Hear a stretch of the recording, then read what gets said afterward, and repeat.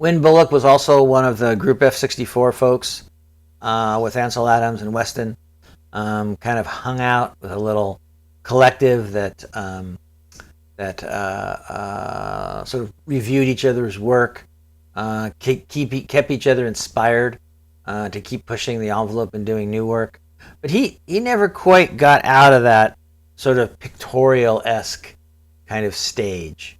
He still was about this more romanticized, light, emotional kind of images. So, and he was cerebral when he talked about it. He talked about all this, time, space, and dimension, and all this stuff. And I think that a lot of the photographers in that group, including Ansel Adams, would say things like, "Just shut up and go take pictures." And I'm sure that people that are like that. Ansel Adams may be the most famous photographer ever lived. Maybe not the best, but he's been on Johnny Carson. His pictures have been on Folgers coffee cans. Probably everybody's seen one of his images in a poster shop in a mall at some point in their life. Maybe even had one hanging in their house. Probably not an original because they're too expensive, and they're even expensive now. But he was a concert pianist. Started dabbling in photography, fell in love with it. Spent all of his time in Yosemite, the Eastern Sierras, Death Valley, the Southwest, taking landscape photographs. And he was a straight photographer. I mean, he was looking at, incredibly sharp detail, incredible precision and tonal distribution on the black and white prints. So it wasn't any of this, oh, well, who cares if the edge is a little weird? Who cares if I got a kind of a lousy composition? It was, in some cases, the moment, but the moment was also driven by, is everything else perfect? So his process was very scientific, very laborious, right? Very, very connected to details and different ways of processing the film, different ways of making the print in different times to achieve these images that had this incredibly specific tonal range. And a clarity that nobody else was able to match at that point. Shooting with large format negatives, you're not shooting with 8x10, negatives. So a little bit in Manzanar. That was his only, break into people photography. That's him in the upper left. Dunes in Death Valley, Manzanar. And it's kind of a bad image of the moonrise over Hernandez, but probably one of his most famous images.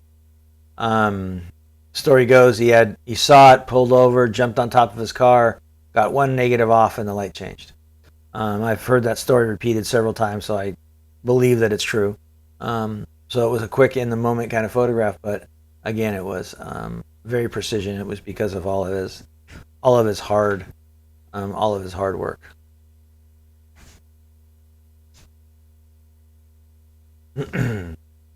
More landscape kind of images from Ansel Adams, both Southwest New Mexico, Yosemite, Eastern Sierras. Talked a little bit about Walker Evans earlier with Dorothea Lange, so I'll go through this pretty quickly. Documentarian. What I like about his work is he kind of put a stake in the ground, right? About the era. It wasn't confusing. The cars, the power lines, the font used in signs, all that kind of stuff, right? Was pretty, it's pretty incorporated into his photographs. So it's kind of a timestamp of all that stuff. But a documentarian, for sure, bringing back those stories and telling us stories. Edgerton, one of my favorite photographers. He was the inventor of the electronic flash. Worked at MIT, developed electronic flash, and he was more of a scientist than a photographer, but he ended up with some really, really interesting images because he was able to control that flash so that it went off at a particular moment in time to freeze motion, especially freeze motion that you can't normally see, right? So that was his sort of experimentation. Bullets, drops of milk, that's probably one of his more famous images. The one on the upper right is a stroboscope of a tennis racket. So it's multiple flash bursts, freezing the whole cycle. So he did a lot of work with Jacques Cousteau, did a lot of work with the military, incorporating flash into photography for a lot of scientific settings, as well as the flashes we have on our cameras now, and a whole line of other flashes that are a little bit more sophisticated that we can use for analyzing motion subjects. Margaret Burke White, first woman life photographer. She was a journalist. One of the first, if not the only woman, traveling the world, photographing some of the most horrible, horrific events. It was probably because of her stature, her commitment, her drive, that she was able to get access to where the men were getting it, to the same level, even a little bit more in some cases. She had a great relationship in Russia, and she can pretty much come and go as she pleased to photograph there, which no other American photographer had the ability to do. So she was not only traveling the world making photographs, but then making them right here as well. She was also into bridges and architecture. That was what she did in her spare time. Juxtapose that against the diamond mines of Africa and the concentration camps. So she had a lot of breadth in her work. Joseph Karsh, known as a portrait photographer, Turkish photographer, man based in Canada, would sort of make his mark taking portraits of famous people, and more of a sort of a painterly quality, sort of that neutral background, something back there, that kind of neutral background, but it's dark, and sort of an interesting kind of powerful pose, often including hands and things like that in his images. Famous image of Churchill that he got.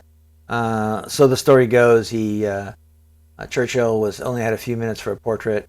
Walked into the studio, stood there with a cigar in his mouth. Karsh walked over, yanked his cigar out. That was his look. Took the picture. One image, they were done. Photographers have to have some wits about them when they're making photographs. As you can see, photographed a lot of famous people throughout his career. All sort of headshot kind of things. Henri Cartier-Bresson, probably the father of street photography. He's known for something called the decisive moment. That moment where everything comes together. The composition, the light, the person, the energy, the story, all of that comes together in one fleeting moment, and you're there to capture that moment. You're there to push that shutter at the exact proper time. So when you think about Henri Cartier-Bresson, think about the decisive moment. He's looked up to by all street photographers now as the father, and the one who's probably set the stage for us.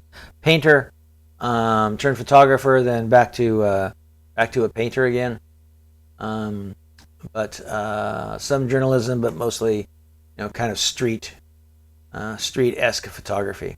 And, looking for those compositions that sort of complete themselves, geometry in the photographs that's lending itself one to the other, as well as then the message and everything else that's incorporated into that perfect, decisive moment photograph.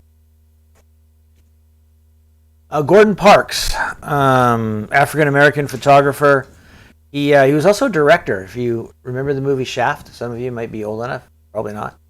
He directed Shaft and a few other films, as well as being a life photographer. He photographed Muhammad Ali extensively, photographed for the car manufacturers in Detroit.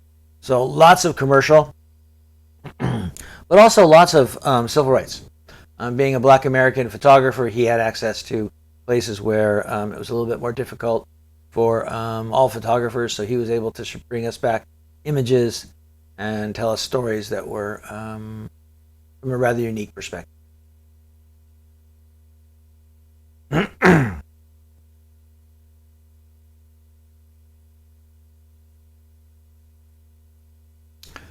I guess when I look at these images, because they're color, they look like they're a little bit more contemporary. I know it's it's the 60s ish, 50 ish. And I was alive. I'm not an adult, but I was alive during this time.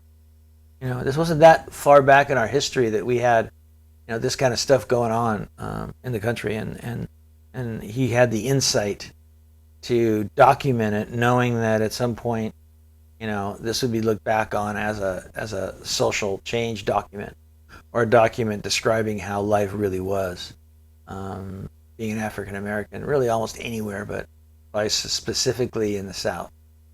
I mean, it's unimaginable that you'd walk up to some building and it would say a colored entrance versus white entrance, or colored water versus a white water fountain. But this isn't that far away from how we're treating Muslims now, how we're treating people from Syria entering our country, right? So I just want you to be a little bit aware of these social influencers, and how we can maybe now photograph or document them, and in the future they can be held up to look at how we've changed, and maybe to even elicit change. After all, I am asking you to change the world with your photography. These are the kind of images that change the world.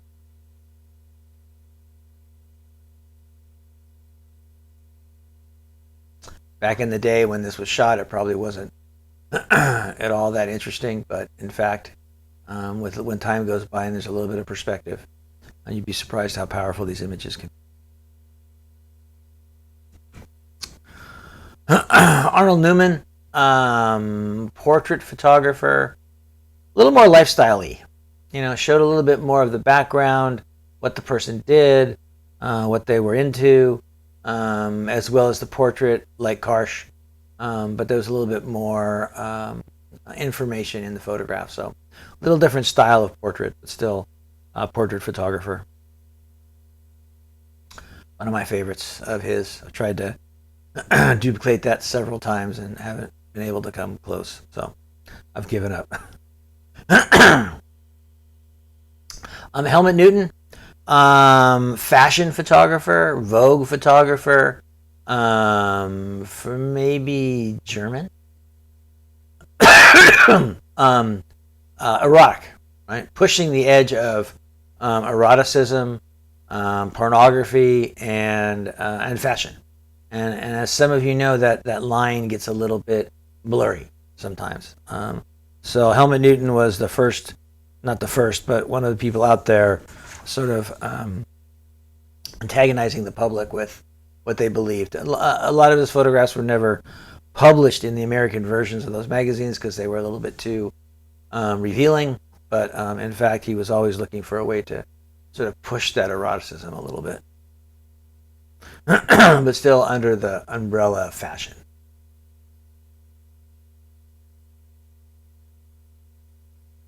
His pictures were a little dark. But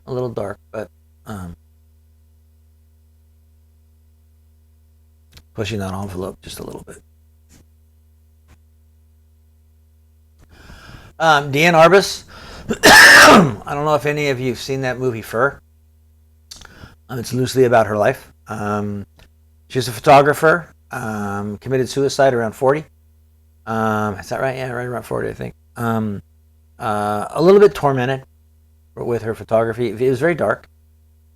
She was out showing us the kind of extremes of society, the edges, the fringes that we didn't really maybe know about or want to know about. So she was giving us these images that were portraits, no doubt, but they also had this little sort of twist to them.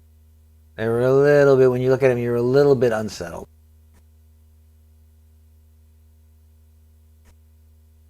Again, kind of fringes of the society.